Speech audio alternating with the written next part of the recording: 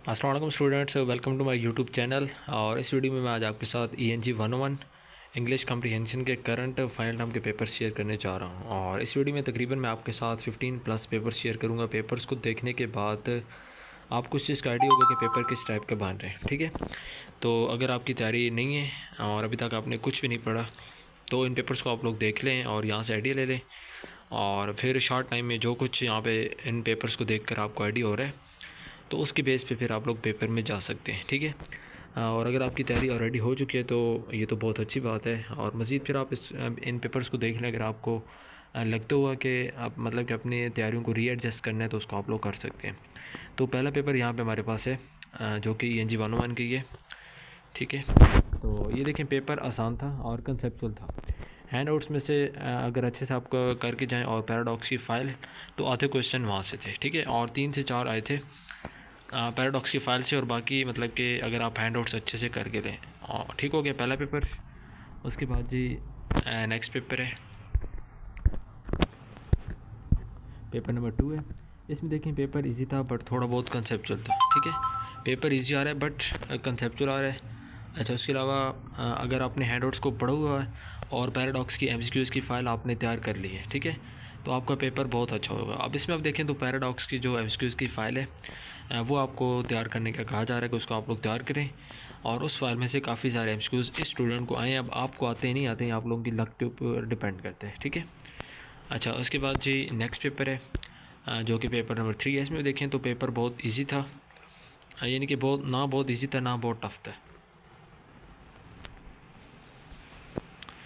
ठीक है, ना इजी था ना टफ था। अगर आपने तैयारी हैंड आउट से की है तो बेस्ट है, और पैराडॉक्स की फ़ाइल में से भी इनको 2-3 MCQs आए हैं और कंसेप्चुअल भी था। बाकी इतना भी इजी मत लेना। ठीक है, तो ये स्टूडेंट आपको कह रहे हैं कि आपने पेपर यानी कि आसान है लेकिन इतना भी इजी आपने नहीं लेना। ठीक हो गया। उसके बाद जी नेक्स्ट पेपर हम देखते हैं, वो है पेपर नंबर 4। अच्छा, इसमें देखें तो इनको जी एडवर्ब जो थे, एडवर्ब वाला टॉपिक है वो इनको वहाँ से पेपर में ज़्यादा है।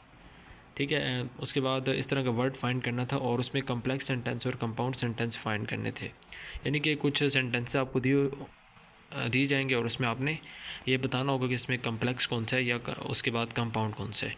तो ये आप तब बता सकते हैं जब आपको कंपाउंड सेंटेंसेस और कम्प्लेक्स सेंटेंसेस के ऊपर ग्रिप होगी। ठीक है, बाकी पेपर इजी था और 5 से 6 MCQs जो थे वो समझ नहीं बाकी।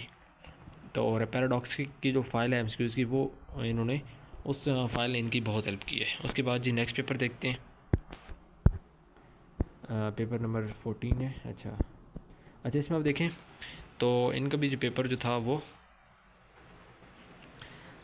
एक्टिव वॉइस, पैसिव वॉइस, उसके अलावा सेंटेंस एरर हो गए। ठीक है, स्पेलिंग्स हो गई, मॉडिफायर, एब्स्ट्रॉफी, उसके बाद ऐसे राइटिंग होगी, पैराग्राफ राइटिंग, ट्रांजिशन वर्ड्स, और इस तरह के टॉपिक में से इनको बहुत ज़्यादा MCQs आए हैं। और बाकी जो 2 MCQs थे वो टेंसेस और बाकी क्वेश्चन जो फिल इन द ब्लैंक वाले थे उनमें से अप्रोप्रिएट वर्ब यानी कि आपने एक यानी कि ग्रामर के रिलेटेड थे। ठीक है, और बट सारे MCQs जो पैराडॉक्स वाली फ़ाइल थे वो आपने करके जानी है। उसके अलावा कुछ पास्ट पेपर में से भी स्टूडेंट को जो MCQs हैं वो आए हैं। ठीक हो गया। उसके बाद जी नेक्स्ट पेपर है। इसमें देखें कि एक भी लेक्चर देखे बगैर पेपर दिया बट पेपर इजी था, तो ये स्टूडेंट आपको बहुत ज़्यादा मोटिवेट करें। एक लाइन में अपना रिव्यू दे रहे हैं और बता रहे हैं कि पेपर आसान है। ठीक है, इनकी तैयारी नहीं थी, एक लेक्चर भी इन्होंने नहीं देखा, लेकिन उसके बावजूद भी इनका पेपर अच्छा हो गया। अच्छा, ये उनको हो सकता है जिनकी इंग्लिश जो ग्रामर है ना वो मतलब कि गुजारे वाली है। ठीक है, बहुत अच्छी है तो फिर तो बहुत अच्छी बात है, लेकिन अगर आपको मतलब कि कुछ ना कुछ ग्रामर का अनुभव है तो देन आपके लिए ENG 101 का पेपर, अगर आप बगैर पढ़े भी चले जाते हैं तो आप लोग इस पेपर को अटैम्प्ट कर सकते हैं। उसके बाद जी 26 जुलाई को अच्छा एक और पेपर है। इसमें आप देखें तो इसमें आपको बताया जा रहा है कि लेक्चर नंबर 24, ठीक है, कॉमन सप्लाइज हो गया। उसके बाद लेक्चर नंबर 32 जो है वो वेरी वेरी इंपॉर्टेंट है। ठीक है, उसके बाद लेक्चर नंबर 35 में आउटलाइन, लेक्चर 7 इंपॉर्टेंट है, 38, 39, 40, 41 वेरी वेरी इंपॉर्टेंट है। ठीक है, सिनोनिम्स थे आउटफुल का, new and story and a few, इसके अलावा और थे। और 2 MCQs इनको टेंसेस में से हैं, past perfect and active voice tenses, और 2 इनको यूज़ ऑफ आर्टिकल में से हैं, और 2 इनको लास्ट लेक्चर का जो 45 लेक्चर है वहाँ से इनको है। ठीक है, neither nor and either or वाले भी MCQs आपने लाजमी कर लेने, और बाकी राइटिंग के वाले से आपने सारे कंसेप्ट को क्लियर करके जाना है आपका पेपर आसान होगा। ठीक हो गया। उसके बाद जी अगला पेपर देखते हैं। उसमें है कि इंग्लिश 1-1 का पेपर ना बहुत मुश्किल था ना बहुत ज़्यादा आसान था। ठीक हो गया। यानी कि मोस्टली जो क्वेश्चन थे वो ग्रामर के थे, सेंटेंसेस में करेक्ट वर्ड पुट करने थे, और प्रपोजिशन हो गई, आर्टिकल्स हो गए, यूनिटी हो गई, उसके बाद कोहेरेंस, स्लैंग हो गया, ऐसे हो गए, paraphrasing, summary and specially adverb से रिलेटेड काफ़ी एमसीक्यूज इनको आए हैं। टेंसेस ज़्यादा नहीं थे, लेकिन लास्ट लेक्चर में से ज़्यादा कुछ नहीं था, और ग्रामर ज़्यादा थी। ठीक है, तो टेंसेस नहीं थी लेकिन बाकी ग्रामर और थी, तो टेंसेस भी कुछ स्टूडेंट्स को आ रहे हैं।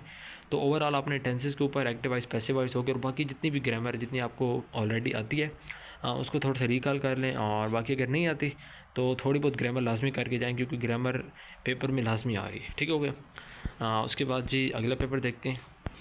जिसमें देखें पेपर ज़्यादा मुश्किल नहीं था। Most of the MCQs were related to choose the appropriate words, यानी कि आसान पेपर था। ठीक है, इस तरह का यानी कि मुनासिब किस्म का लफ्ज़ आपने लगाना होता है। फिल इन द ब्लैंक्स होती हैं, सेंटेंस होते हैं, नीचे 4 ऑप्शन होते हैं, उसमें से आपने एक लगाना होता है जो आपको वहाँ पे मुनासिब लगता है। और वीजू टूल किट की जो एक्सटेंशन है वहाँ से काफ़ी ज़्यादा एमसीक्यूज इनको आए हैं, तो वो आप लाजमी करें। और ऐसे राइटिंग से रिलेटेड भी इनको काफ़ी ज़्यादा एमसीक्यूज आए हैं। और इन शॉर्ट लास्ट 5 लेक्चर जो है ना उसमें कुछ भी नहीं आया। तो अब इस स्टूडेंट को 45, 44, 43, 42, 41 में से कुछ भी नहीं है। ठीक है, एक और स्टूडेंट को कुछ आए थे। तो ये अब देखें मतलब कि एक किस्म का मिला जुला रिव्यूज़ हमें नज़र आ रहे हैं। उसके अलावा एक और है कि ये कहते हैं कि फ्रैगमेंट्स और मॉडिफायर्स के ऊपर आपने बहुत ग्रिप रखनी है अपनी। ठीक है, इनका जो आई थिंक पेपर का मेजर पोर्शन था वो फ्रैगमेंट्स और मॉडिफायर में से आया, और बाकी कुछ क्वेश्चन थे क्लासेस में, एडवर्ब हो गया, उसके बाद इनफाइनाइट, उसके बाद चिरंड वगैरह में से इनको मतलब कि ग्रामर मोस्टली ग्रामर चल रही है। ठीक है, ग्रामर अगर आपको क्लियर है तो आपके लिए पेपर आसान होगा। उसके बाद एक और रिव्यू है जो कि 28 जुलाई का है। अच्छा, पेपर आसान था और कुछ एमसीक्यूज थे, ज़्यादा हैंडआउट्स में से आए हुए थे, स्पेशली लास्ट लेक्चर 40 से 45। अब इस स्टूडेंट को जो मतलब कि एमसीक्यूज आए हैं वो मोस्टली 40 से 45 तक हैं, जबकि पिछले एक रिव्यू में स्टूडेंट बता रहे थे कि उनको 40 से 45 तक कुछ भी नहीं है। तो ये देखें, अब लक की बात है कि अगर आप बेहतर है कि आप इन लेक्चर्स को करके जाएं। ठीक है, ताकि एटलीस्ट आप कुछ ना कुछ पेपर कर लें। अच्छा, उसके बाद जी एक और पेपर है।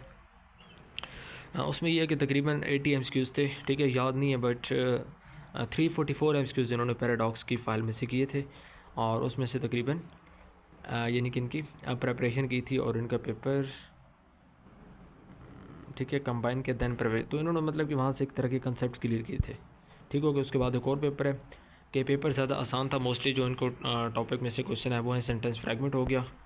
ठीक है, उसके बाद ये आप देख सकते हैं टॉपिक कंक्लूजन सेंटेंस हो गए, टेंसेस में से आया पास्ट पार्टिसिपल, उसके बाद ज्वाइनिंग वर्ड्स हो गए, राइटिंग एरर्स हो गए, उसके बाद फंक्शन लैंग्वेज हो गया, dependent independent classes very important, उसके बाद यूनिटी स्लैंग, क्लिचेस और वर्डीनेस। ठीक है, summary, thesis, conjunction, coordinate conjunction, उसके बाद पंक्चुएशन, एक्टिव पैसिव।